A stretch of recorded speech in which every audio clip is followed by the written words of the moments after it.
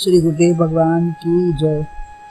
श्रीमद् भगवद गीता के 10वें अध्याय में श्री भगवान अपनी विभूतियों का विभिन्न प्रकार से वर्णन करते हुए कहते हैं कि विभूतियों में महर्षि में भृगु, वाणी में ओंकार, यज्ञों में जप यज्ञ और स्थिर रहने वाले पहाड़ों में हिमालय अपना स्वरूप बता रहे हैं। यहाँ सर्वत्र गुरु की भी आवश्यकता बताई है।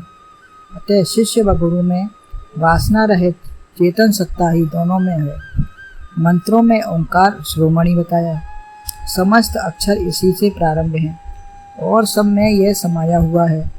अकार उकार मकार सब वचनों में मैं ही हूँ। यज्ञों में जप यज्ञ हूँ। यज्ञ बहुत प्रकार के हैं। चौथे अध्याय में 12 प्रकार के यज्ञ भी बताए हैं। ब्रह्म यज्ञ, देव यज्ञ, इंद्रियों में इंद्रियों का आहार, जप तप, दान, स्वाध्याय, ज्ञान आदि यज्ञ अनेक प्रकार से वर्णन किए। ये यज्ञ भी कभी वृष्टि के लिए, कभी पुत्रेष्टि दशरथ जी ने किया, कोई पार्जन्य यज्ञ करते हैं, विश्वामित्र जी ने सिद्ध यज्ञ किया, जनक जी ने धनुष यज्ञ किया। तो ये विभिन्न प्रकार से अपनी अपनी कामनाओं के अनुसार किए जाते हैं। लेकिन वही यज्ञ सफल है जिससे राम की प्राप्ति हो। राम को विश्वामित्र लेवा ले गए तो यही सिद्ध यज्ञ हुआ और उनका जीवन सफल हुआ। जनक ने वृत्ति रूपी से पुत्री की विवाह के लिए धनुष यज्ञ किया तो धनुष रूपी विकार को समाप्त करके पुत्री राम जी को सौंप दी। राजा बलि ने यज्ञ किया, वहाँ भी भगवान के लोक की प्राप्ति हुई और भगवान की कृपा हुई। कोई भी यज्ञ हो, सकाम या निष्काम, लेकिन प्राप्ति भगवान की ही हो। कोई जैसे सामवेद यज्ञ में यजुर्वेद, गायत्री, मानस, गीता यज्ञ, विष्णु, कोई भी यज्ञ करे इससे संयम भी आता है, शरीर का, इंद्रियों का, मन का, बुद्धि का, और ब्रह्मचर्य व्रत का भी पालन होता है। विश्राम भी समय से ही होता है। यह धन को समाज में वितरित करने का भी साधन है। आत्म संयम भी होता है। शरीर का पोषण भी ठीक ठीक होता है। समाज का सुधार भी होगा। जैसे वैश्य ने साकल समुदाय इकट्ठी की, ब्राह्मणों ने यज्ञ कराया, शूद्रों ने सेवा की, क्षत्रियों ने रक्षा व देखभाल की। अतः सभी के द्वारा यह यज्ञ एक साथ संपन्न हो जाता है और अंतःकरण भी पवित्र होगा। सकाम निष्काम जैसा भी हो वैसा सब कुछ एक साथ प्राप्ति हो जाती है। यहाँ जप यज्ञ बताते हैं, जिह्वा से या अजपा हो, जो जन्म मृत्यु से भी रक्षा करे, वही यज्ञ है। गुरु के उपदेश को जमाने के लिए बार बार उसी के उच्चारण व अभ्यास को करना चाहिए। संसार के उपद्रवों बातचीत से, इससे संसार के उपद्रवों से और बातचीत से बचोगे। मन एकाग्र होगा, परमात्मा में वृत्ति लगेगी। यह यज्ञ आंतरिक है और यज्ञों में अनेक साधन जुटाओ, इसमें कुछ भी जुटाना नहीं पड़ता। चाहे तो माला लो, अन्यथा वह भी नहीं जरूरत है। जिब्या ही श्रुवा है, मूल में अग्नि विराजमान है, इसी से जब समर्पण हो रहा है। बहिर्मुख इंद्रियों को अपने में समाहित कर लेना है। अतः इंद्रियों का इंद्रियों में हवन हो रहा है।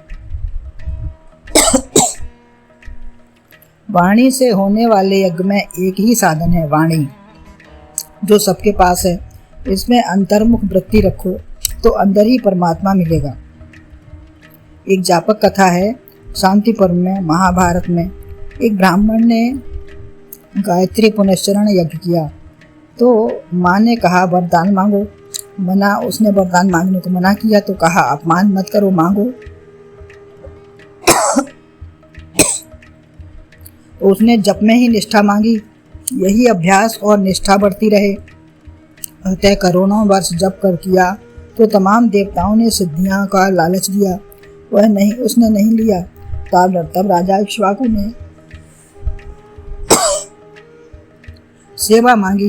उन्होंने अतिथि सत्कार चाहा, लेकिन दोनों तैयार नहीं हुए। तो राजा ने कहा अपने सारे जप यज्ञ का फल दे दो। बोले मैं क्या फल है मैं अभी नहीं जानता।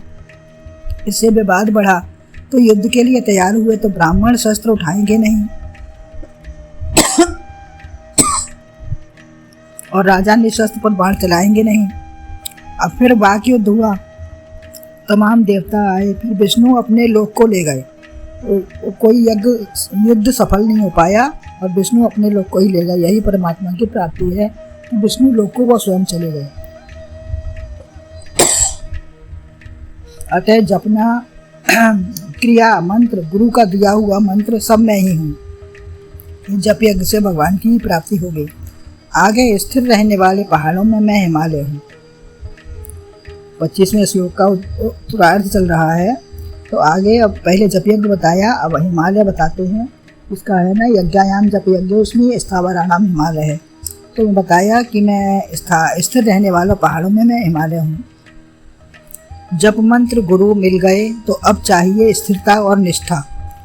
जब गुरु मिल गए और जप मिल गया, मंत्र मिल गया, तो अब हमें उसमें निष्ठा चाहिए, जैसे सती पार्वती ने की। अब स्थिर होकर जप करो। निष्ठा नहीं तो मन, बुद्धि, हृदय, आचरण पर कोई प्रभाव नहीं पड़ेगा। किंतु कोई भी तिरस्कार करे, जप, मंत्र, गुरु, क्रिया किसी में भी अश्रद्धा न करो। यही परमात्मा से मिला देंगे। यही परमात्मा से मिलाने वाला मंत्र है, अपनी निष्ठा ही। भगवान ने कोई विशेष मंत्र अपना नहीं बताया, ओमकार ही बताया है, क्योंकि ये सब में समाया है।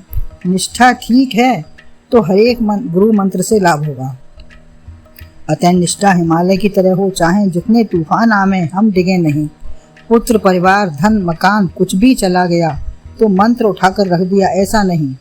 कोई गुरु के मंत्र को ही वापस करते हैं, लेकिन क्या यह वापस हो सकता है? निष्ठा कहीं जा सकती है?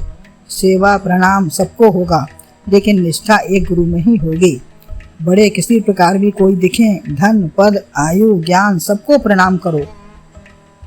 जैसे परिवार की सेवा स्त्री करती है, लेकिन रमण एक पति से ही होता है, ऐसे ही निष्ठा गुरु से हो। जैसे हिमालय में कोई व्यवधान या फर्क नहीं है, हिमालय में कोई फर्क नहीं पड़ता। तजो न नारद कर उपदेशु, आप कहें सतबार महेशु। तो ऐसे ही हिमालय की पुत्री उमा कहती हैं, गुरु वाक्य पत्थर की लकीर है। संसार की कामनाओं या वासनाएं तो हवा, पानी, बालू की तरह लकीर हैं, मिट जाएंगी। पत्थर की लकीर हो ज्ञान, निष्ठा व संत गुरु के मंत्र की। ऐसे स्थिर रहने वालों वस्तुओं में मैं हिमालय हूँ। शरीर ही भारत देश है, शीश हिमालय है हमारा। तमाम देवता हिमालय में वास करते हैं। ऐसे ही नाक, कान, वाणी, नेत्र सब में देवता वास कर रहे हैं। इडा, पिंगला, नस, नाड़ियाँ यह सब नदियाँ हैं। शीश से वृत्तियाँ स्थिर रखो, या सोचो देशे प्रतिष्ठाप स्थिर मासन महात्मन। आत्म शुद्धि के लिए जप ध्यान करो, तब जप माला छूट कर स्वयं जाप होगा।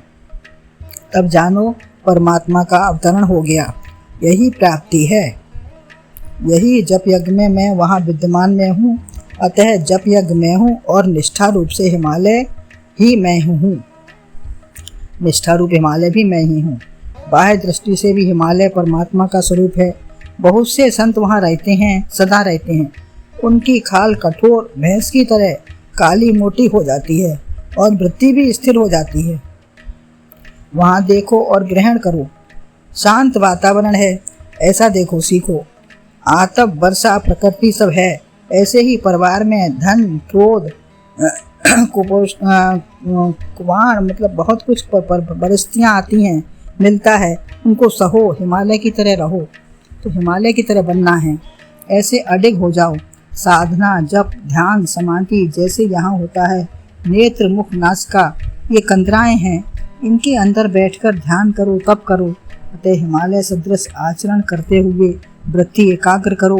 गुरु, वाणी, मंत्र, जप, निष्ठा सब में सर्वत्र मुझको ही देखो और मुझ में ही सब प्राप्त करो। बोलो गुरुदेव भगवान की जय।